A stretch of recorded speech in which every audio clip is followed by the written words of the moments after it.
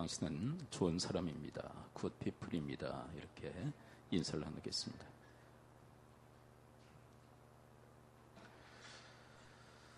네, 성경은 사랑에 대해서 최고의 가치임을 우리에게 가르쳐 주고 있죠. 우리가 13장 13절 결론부에서 사랑의 가치의 이야기, 최고의 가치임을 드러내놓고 있습니다. 우리 13장 13절로 되돌아가서 한번 읽어볼까요? 13장 13절 우리 함께 읽습니다. 시작.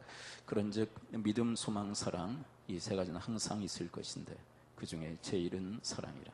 네, 사랑이 가장 으뜸이며 또 최고의 가치임을 우리에게 가르쳐 주고 계십니다. 그렇다면 이 최고의 가치인 사랑에 대해서 우리는 어떤 태도를 취해야 될까? 14장 1절에서 바로 그것을 목적으로 해서 구하는 삶을 살아야 된다. 14장 1절 또 함께 읽어볼까요? 14장으로 넘어와서요. 최고의 가치인 사랑에 대해서 어떻게 해야 할까? 14장 1절 함께 읽습니다. 시작. 사랑을 추구하며 신령한 것들을 삼아되 특별히 예언을 하려고 하라. 네, 이 사랑을 목적으로 해서 그것을 추구하는 인생을 살아가십시오. 네, 그렇게 이야기하고 있죠. 왜요? 13장 13절에서 이야기한 것처럼 사랑이 최고의 덕목, 최고의 가치이기 때문이다라고 이야기합니다. 그리고 14장 1절에서 또 무슨 얘기를 하느냐면 이 사랑을 구하는 인생이야말로 신령한 삶입니다. 네, 영적인 인생, 그것이 무엇이냐면 바로 사랑을 추구하는 삶입니다. 우리 크리스찬들, 우리 하나님의 사람들은 특별히 영적인 일들을 추구하는 사람들 아닙니까? 네, 육신의 일을 구하는 사람들이 아니라 신령한 영적인 일을 추구하는 삶인데, 그런데 그 구체적 삶의 모습이 무엇이냐? 그것이 바로 사랑하는 삶이다라고 가르쳐주고 있는 것이죠. 자, 그리고 오늘 본문 20절부터 시작되어지는데 또 사랑에 대해서 뭐라고 이야기하시느냐 하면 사랑은 지혜입니다. 한번 고백해 볼까요? 사랑은 지혜이다. 자, 오늘 본문 20절로부터 시작되어졌죠. 20절을 함께 읽어볼까요? 20절 함께 읽습니다. 시작. 형제들아, 지혜는 아이가 되지 말고 악에는 어린아이가 되라. 지혜는 장성한 사람이 되라. 네, 사랑 이야기 하다가 또 사랑이 신령한 것이다라고 이야기하다가 왜 갑자기 지혜에 대한 이야기를 할까요? 바로 사랑이 지혜이기 때문에 그래요. 자, 여러분 14장은 특별히 방언과 예언 논쟁이 있죠. 네, 방언을 할 것인가, 회중 가운데 우리가 교회로 모였을 때 방언을 할 것인가 아니면 예언을 할 것인가, 뭐가 더 가치 있나? 자, 오늘 본문 20절 되기 전에 18절 19절에 보면 사도 바울이 방언과 예언 논쟁에 있어 자기는 예언을 할 것이다. 네, 예언을 우위에 두고 있는 모습을 확인하게 되어지는데요. 14장 18절 19절을 함께 한번 읽어볼까요? 네, 이 방언과 예언 논쟁에 있어서 어떤 결론을 내리는가? 18, 19절 함께 읽어봅니다. 시작. 내가 너희 모든 사람보다 방언을 더 말함으로 하나님께 감사하노라. 그러나 교회에서 내가 남을 가르치기 위하여 깨달은 마음으로 말을 하는 것이 1만 마디 방언으로 말하는 것보다 나으니라. 네, 나 방언한다. 방언 금지하지 말아라. 어떤 교회는 방언 금지하더라고. 이 시대는 방언이 없는 시대다. 네, 그렇게 극단적으로 얘기하면서 방언을 폐하더라고요. 네, 그러나 그것은 극단적 멘트이고 잘못 분별한 것이고요. 이 시대에도 방언이 있어요. 네, 여러분들 중에도 방언하실 거예요. 네, 저도 방언 기도해요. 네, 그런데 요즘은 거의 공식 회중 가운데서는 거의 방언을 하지 않죠. 왜냐하면 방언은 거의 개인적 기도를 주 앞에 드리기 때문에. 그 다음 회중 가운데 모였을 때는 무엇이 더 가치 있느냐? 방언보다 예언이 더 가치 있다. 그렇게 얘기하고 있어요. 그래서 1만 마디 방언보다 5마디 난 예언을 하기에 힘쓰겠다. 근데 이유가 뭐죠? 자, 14장 자 전반부를 한번 거슬러 올라가 보도록 합니다. 이 방언보다 예언하기를 기뻐하는 이유, 그것은 사랑 때문이다라고 얘기해요. 자, 14장 3절 4절을 함께 한번 읽어볼까요? 네, 14장 3절 4절 함께 읽습니다. 시작.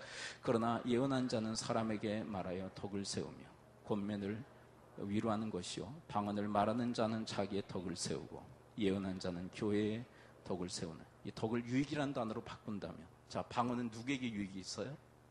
자기에게 유익이 있어요. 그런데 예언은 누구에게 유익이 있습니까? 네, 많은 사람들과 교회에 유익이 있다.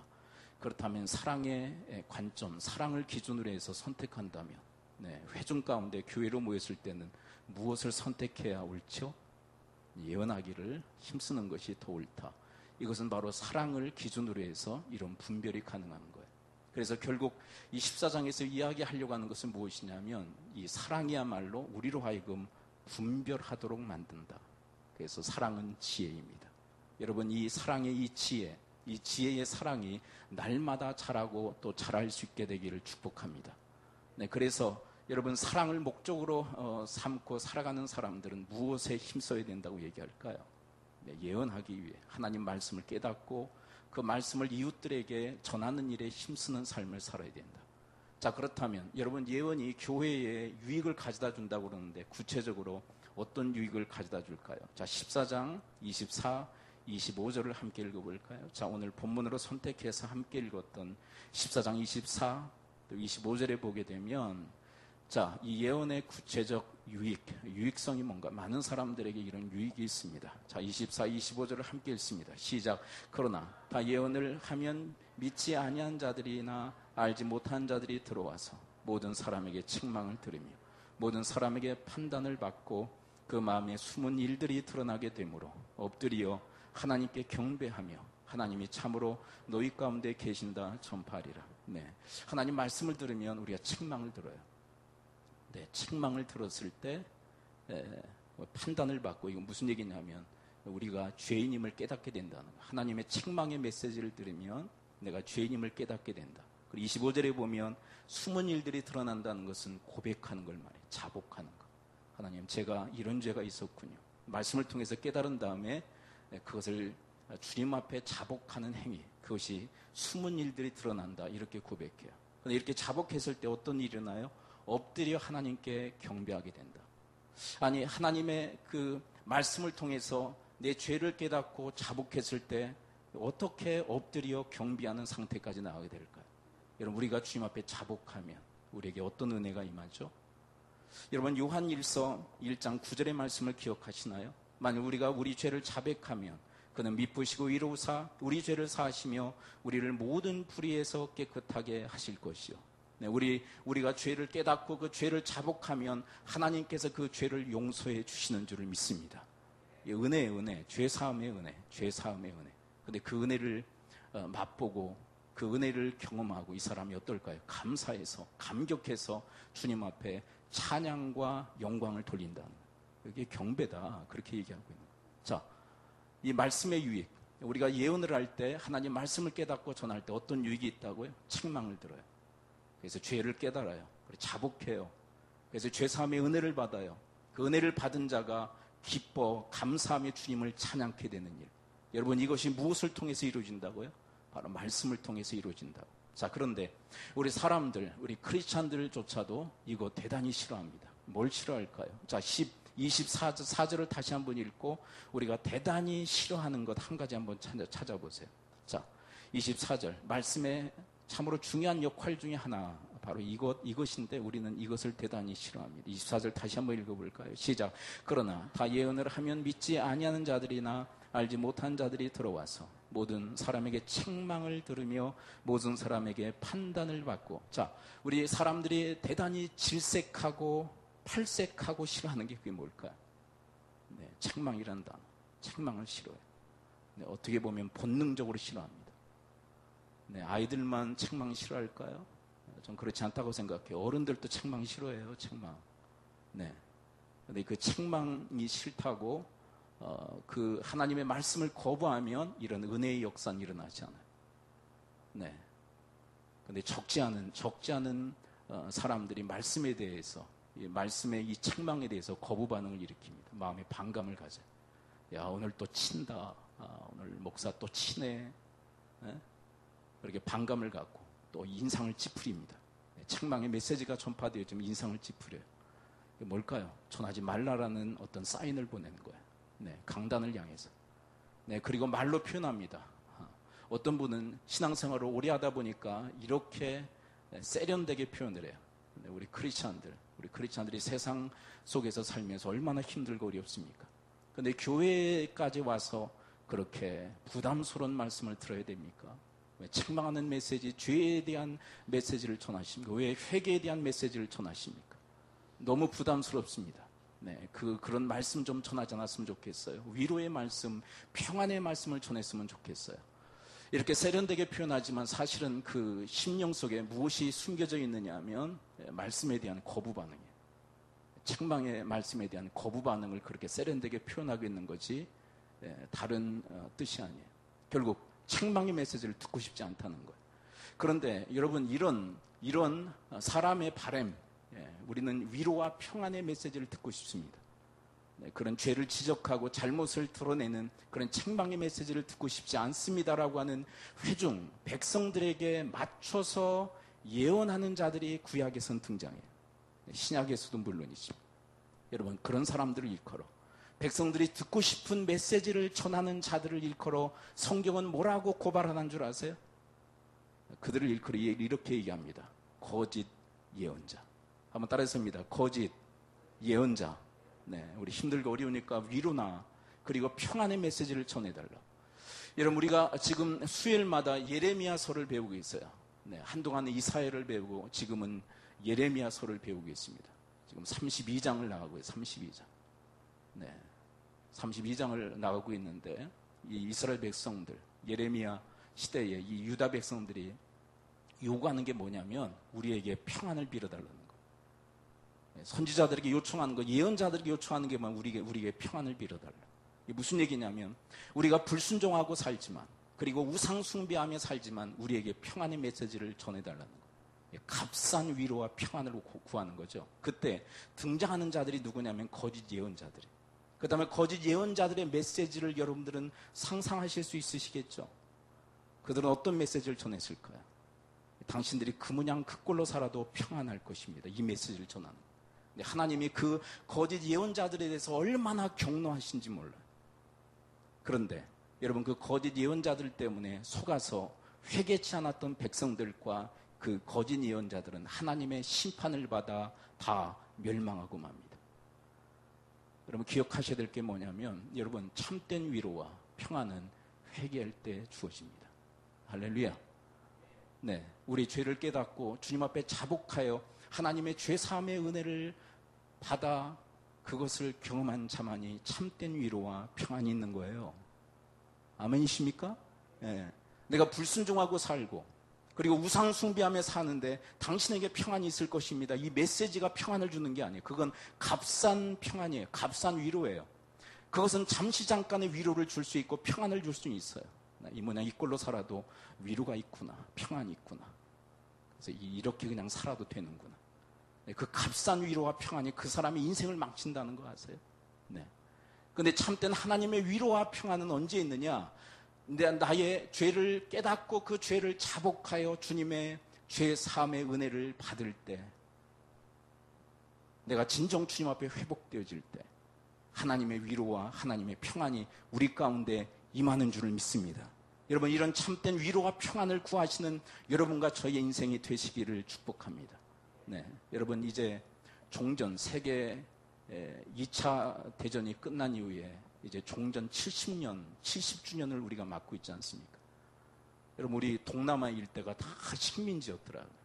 어제 보니까 중국까지, 중국, 뭐 동남아, 베트남 뭐 다 할 것, 우리나라까지 다 식민 통치하에 있었더라고요. 근데 70년 전에 우리만 해방을 맞은 것이 아니라 동남아 일대 전체가, 아니 유럽 일대가, 아니 전 세계가 진정 해방을 맞게 되지 않았나요? 그런데 여러분 이 세계 2차 대전을 일으켰던 그 주범 국가 두 개가 있어요. 어떤 나라죠? 네, 독일 그리고 일본이에요. 독일, 일본 얼마나 끔찍한 일을 저질렀습니까? 여러분 독일 사람들은 얼마나 큰 범죄를 저질렀습니까? 유태인들에 대한 혐오감을 가지고 그들을 얼마나 학살했는지. 네, 몇백만을 죽였잖아요. 학살했잖아요. 네, 얼마나 많은 사람들을 죽였습니까? 네, 유럽 일대에서 얼마나 많은 사람들이 고통을 당했습니까? 여러분 이 아시아권에서는 일본으로 인하여서 얼마나 많은 사람들이 큰 고통을 당했습니까? 네, 위안부 문제 아직도 해결되지 않잖아요. 그런데 여러분 이 두 나라의 차이가 뭐죠? 종전 70주년을 맞이한 지금 이 시점에서 이 두 나라의 차이점이 뭘까요? 독일은 반성하고 사죄하지만 네, 일본은요 진정한 반성과 사죄가 없는 나라. 네. 여러분 최초의 이 독일 총리 중에 전 세계를 향하여서 사죄했던 사람이 서독 총리 빌리 브란트라는 사람이었어요.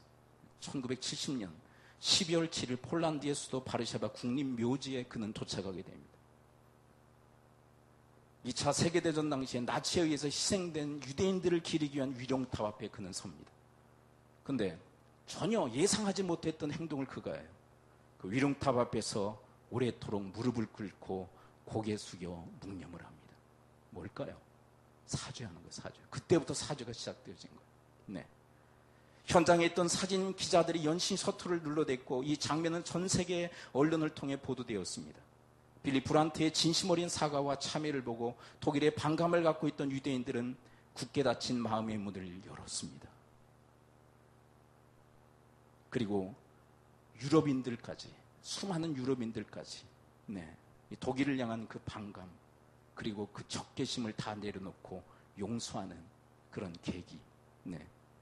그리고 세계 언론은 빌리 브란트의 사죄에 대해서 이렇게 평가했다고 합니다. 무릎을 꿇은 것은 한 사람이었지만 일어선 것은 독일 전체였습니다. 네. 이게 사죄의 엄청난 위력이며 능력임의 결과가 아닐까요? 이 빌리 브란트가 이렇게 사죄한 다음에 그들의 수행원들에게 이렇게 이야기했답니다. 인간이 말로서 표현할 수 없을 때 내가 할 수 있는 행동을 했을 뿐입니다. 사죄의 행동. 네, 총리로서 국가의 어떻게 보면 최고 권력자 아닙니까? 독일에 있어서 총리는 최고의 권력자예요. 그가 무릎을 꿇고 묵념하며 사죄하는 그 사죄, 행동을 통해서 보였던 그 사죄를 통해서 전 유럽 국가의 용서를 받았고, 여러분 유럽연합 아시죠? 유럽연합의 한 일원이 돼서 어깨를 나란히 하며 하나된 공동체를 지금 이루고 형성하고 있지 않습니까? 그런데 여러분, 일본 땅은 어때요? 진정한 사죄와 반성이 없잖아요.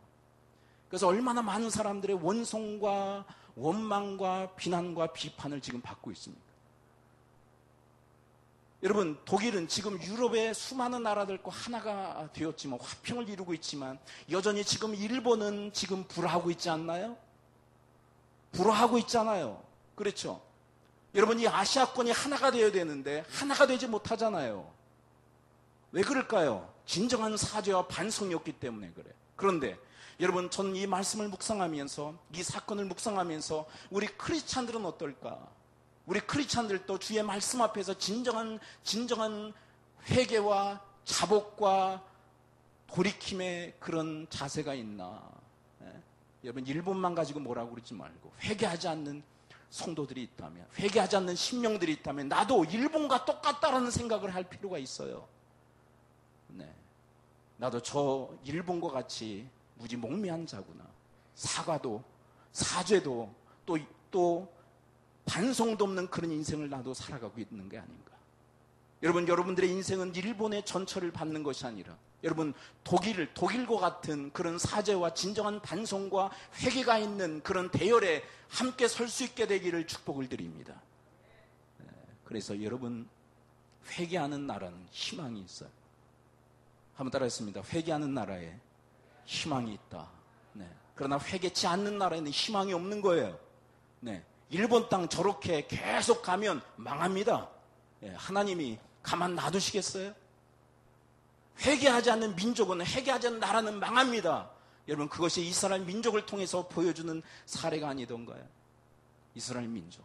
네, 예레미야서를 읽다 보면 정말 가슴이 아파요. 하나님이 이렇게 얘기하십니다. 수도 없이 나의 선지자들을 보냈다. 예언자들을 보냈다. 너희들 듣지 않아. 회개하지 않아. 도리어 주님의 선지자들을 잡아서 핍박하고 죽이고, 얼마나 고통스럽게 하는지. 지난 주간 예레미야 32장을 다루면서 시드기야 왕이 예레미야를 궁중 감옥에 가두더라. 왜요? 듣기 싫은 소리 한다. 여러분, 그러면 안 돼요. 일본과 같은 인생이에요. 그 시드기야는. 회개할 줄 모르고 하나님의 선지자를 궁중 감옥에 가둬요. 핍박해요. 그런데 여러분, 하나님의 선지자를 핍박하는 것이 아니라 하나님을 대적하고 있다는 거 그는 잘 모르고 있는 거예요. 여러분, 하나님의 말씀을 온전히 전하는 말씀의 사역자를 핍박하는 것은 그 배후에 계신 하나님을 대적한다는 사실을 기억할 필요가 있는 것이에요. 그러나 그 시대하게를 비롯한 이스라엘 민족, 유다 백성들은 회개할 줄 몰라 망했어요. 왜요? 회개하지 않는 민족은 망합니다. 회개하지 않는 나라는 망하는 것입니다. 그러나 여러분, 회개하는 나라, 회개하는 민족은 하나님께서 살려주시는 줄을 믿습니다. 네. 여러분, 니느웨, 요나와 얽힌 니느웨, 요나가 니느웨 백성들에게 하나님의 심판의 소식을 전하지 않던가요? 곧 심판이 임할 것입니다. 하나님의 심판이 임할 것입니다. 회개하십시오. 네. 그때 왕으로부터 모든 백성이 주님 앞에 무릎을 꿇고 회개하기 시작합니다. 여러분, 그 나라, 그 민족을 향하신 하나님의 그 심판을 하나님이 거두십니다. 재앙을 되돌이키십니다. 그들에게 심판과 재앙을 내리시지 않습니다. 왜요? 그들이 돌이키자 하나님도 돌이키신 것입니다. 여러분, 이것이 회개의 능력이며 회개의 축복인 줄을 믿습니다. 네. 그러나 책망 듣기 싫어. 밤낮 치냐? 왜 이렇게 듣기 싫은 소리 아니야? 강박한 마음을 가지고 여러분, 강한 거부감으로 하나님을 대적하는 인생이 아니라, 여러분, 책망의 말씀을 듣고 죄를 깨닫고 주님 앞에 자복함으로 주님의 죄사함의 은혜를 받아 누리는 주님의 사람들이 되실 수 있게 되기를 축복합니다. 네. 여러분, 사울과 다윗의 인생도 갈라지죠. 여러분, 사울도 다윗도 주님 앞에 범죄를 저지릅니다. 네. 그런 사울을 향하여서 하나님은 사무엘을 통하여 책망하시죠. 그건 책망이에요, 책망. 너 왜 내 말에 순종하지 않았느냐고. 그랬을 때 사울은 전혀 회개하지 않아요. 자복하지 않아요. 핑계와 탓을 하지 않던가요? 여러분, 하나님이 정말 싫어하시는 거 핑계하고 탓하는 거예요. 여러분, 핑계하고 탓하지 말고 자복하고 회개하실 수 있게 되기를 축복합니다. 네, 그럼 끝내 회개하지 않음으로 하나님께 버림을 받아요. 그러나 다윗은 어때요? 정말 파렴치한 죄를 범하지 않습니까? 남의 여자 범하고, 그것을 은폐하기 위해서 살인죄 저지르고, 그 남편 최전방에 내서 싹 빼서 적에 의해서 죽게 만들지 않습니까? 얼마나 이 파렴치한 죄를 범합니까? 네, 하나님이 나단 선지자를 통해서 그를 무섭게 책망하십니다. 그때 그는 죄를 깨닫고 주님 앞에 자복하며 회개합니다. 그때 하나님께서 그의 죄를 사하시고 그를 회복시켜 주시지 않던가. 여러분, 이렇게 회개하는 개인에게도 희망이 있는 줄을 믿습니다. 그러나 회개하지 않는 개인은 망합니다. 여러분, 이 시대, 우리가 지금 살고 있는 이 시대, 사회적으로 또 교회적으로 얼마나 힘들고 어려워요. 그런데 정말 이 시대에 이 세대를 향하신 하나님의 뜻이 계시다면, 기대가 있다면 뭘까? 저는 우리의 이 주님의 말씀을 진지하게 듣고 그 말씀에 우리가 우리 죄를 깨닫고 자복하며 회개하기를 주께서는 바라신다고 생각해요. 여러분, 그게 진정한 부흥이 아닐까요? 여러분, 부흥이 지금 왜곡되어졌어요. 부흥이 막 성장으로 그렇게 왜곡되어져 있어요. 부흥은 성장이 아니에요. 성장이 뭔지 아시죠? 숫자가 불어나는 거. 그게 부흥이라고 생각하는데 그게 부흥 아니에요. 성경적 부흥 그거 아니에요. 회복되는 게 부흥이에요. 할렐루야. 회복이 부흥이에요. 네. 회복이 부흥이에요. 그 회복이 있기 위해서는, 그 부흥이 있기 위해서는 우리의 진지한 회개가 필요해요. 네, 회개. 여러분, 이 책망이라는 것은, 이 책망의 메시지는 따로 이렇게 우리에게 주어지는 게 아니에요. 하나님 말씀이 우리를 책망하시니까. 근데 왜 하나님 말씀이 우리를 책망하시냐면, 여러분, 하나님 말씀은 다 순도 높은 100%입니다. 100%의 기준들에. 근데 우리는 어때요? 한 50%, 한 20%, 어떤 분은 한 1%. 네. 그 말씀과 너무 거리가 멀어요. 그때 우리가 느끼는 게 뭐냐면 그 100%의 하나님 말씀이 우리에게 주어졌을 때 우리는 심각한 책망의 메시지를 듣는다는 것이. 근데 본능으로 우리가 본성으로 반응하면 싫어할 수 있어요. 반감을 갖고 우리가 하나님께 향하여 또 말씀 사역자들을 향하여서 우리가 공격적 그런 태도를 보일 수 있어요. 그러나 기억하십시오. 그것은 어리석은 일입니다. 이런 말씀에 대해서 반감을 갖고 그리고 공격하는 그런 형태는 아주 어리석은 일이에요.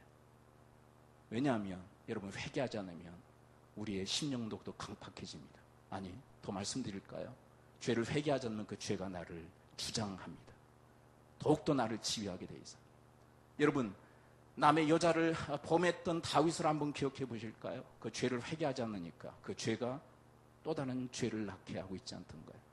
죄의 세력, 죄의 위력, 죄의 지배. 회개하지 않는 죄는 우리를 더욱더 강하게 지배하는 것입니다. 우리의 마음을 더욱더 강박하게 하여 하나님 말씀을 듣지 못하게 하는 것. 여러분, 하나님의 100%의 말씀, 그 100%의 말씀을 우리가 터치하면 안 돼요. 그것을 내 수준에 맞춰주십시오. 절대 그렇게 이야기하면 안 돼요. 다 죽어요. 여러분, 그렇게 우리 수준에 맞추는 선지자를 일컬어 거짓 선지자 예언자라고 얘기합니다. 맞춰달라고 요구했을 때 맞춰줘서도 안 되고 맞춰달라고 얘기해서도 안 돼요. 하나님 말씀은 그냥 순도 높게 100%로 전달되어져야 돼요.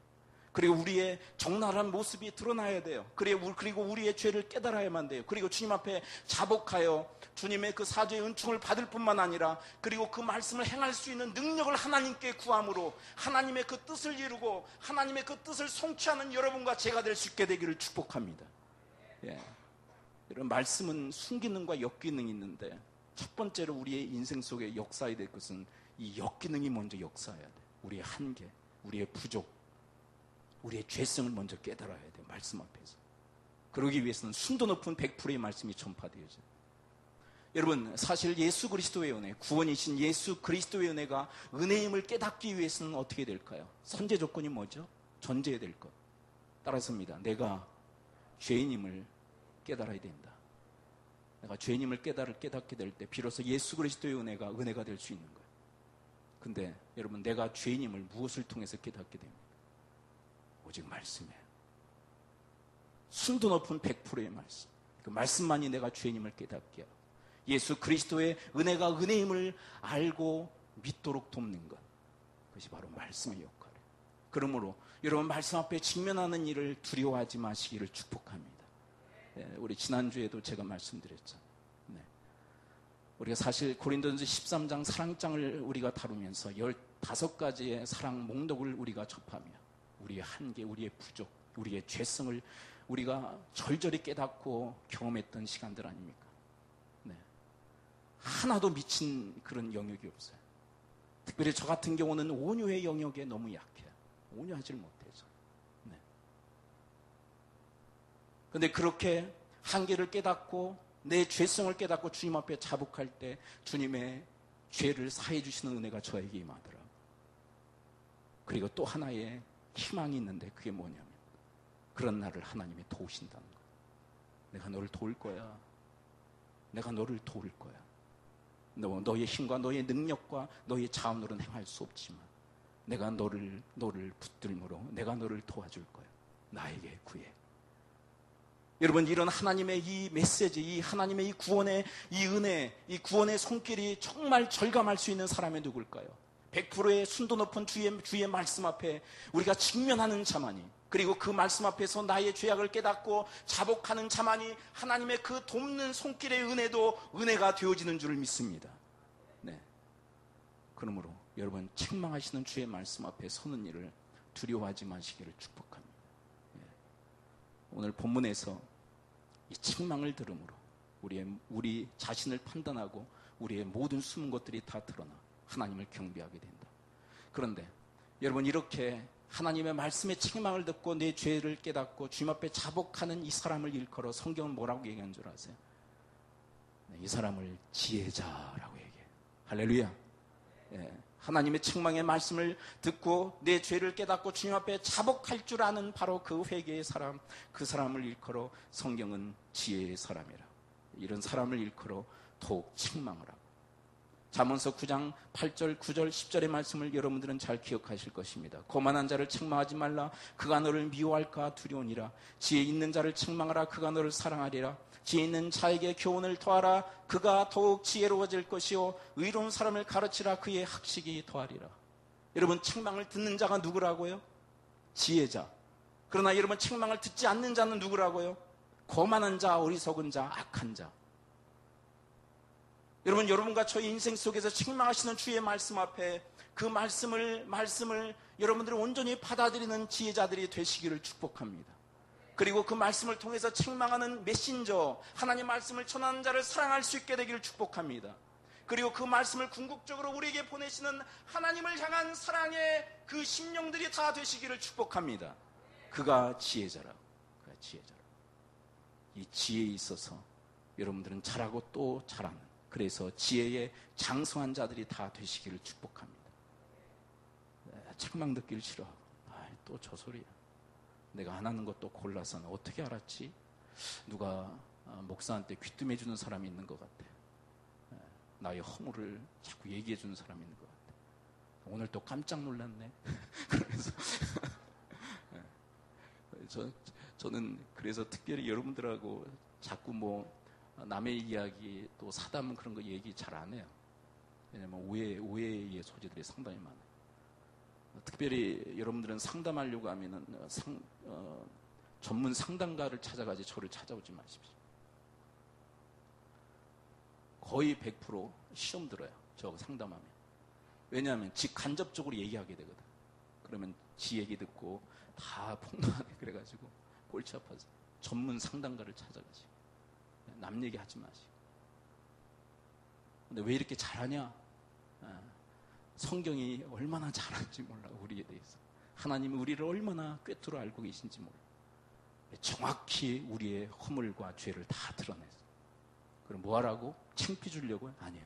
야, 네가 그래. 자복해. 내가 도와줄게. 죄를 사해주고 내가 너를 도와 그 말씀을 행할 수 있도록 내가 이끌 거야. 여러분, 그 하나님 앞에 자복하며 기도하며 나가는 여러분과 제가 될 수 있게 되길 축복합니다. 그래서 오늘 말씀의 이 놀라운 축복의 현장, 그 마음에 숨은 일들이 드러나게 되므로 엎드려 하나님께 경배하며 하나님이 참으로 너희 가운데 계신다 전파하리라. 여러분, 이 놀라운 이 예언의 말씀이 성취되어지는 여러분과 저의 인생이 되시기를 축복합니다. 기도하겠습니다. 이 시간 우리 함께 기도할까요? 사랑은 지혜라고. 사랑을 통해서 우리는 지혜를 얻게 되었습니다. 특별히 우리가 방언하기보다 회중 가운데로 모였을 때는 예언을 하라고. 왜요? 그 예언이 우리 공동체에, 우리 교회에 얼마나 큰 유익을 가져다는지 모르기. 여러분, 어떤 유익을 가져다는지 그 말씀이 우리를 책망하세요. 그리고 우리의 죄를 드러내세요. 우리를 하여금 죄를 깨닫게 하세요. 그래서 그 죄를 자복하게 만들어 주님의 죄를 사해 주시는 은혜가 우리 가운데 임하도록. 그래서 죄사함의 은혜를 우리가 경험하고 주님 앞에 엎드려 경배하게 된다. 그뿐일까요? 우리를 도우신다고. 우리의 연약, 우리의 죄성, 우리의 부족 때문에 하나님의 말씀을 행하지 못하는 우리를 긍휼히 여기사 우리를 성령으로 도우시는 하나님의 손길이 있다. 그것을 깨닫게 하시사 주님 앞에 부르짖어 주님의 능력을 구하고 힘을 구하며 하나님의 그 말씀의 산에 오를 수 있도록 우리를 도우시옵소서.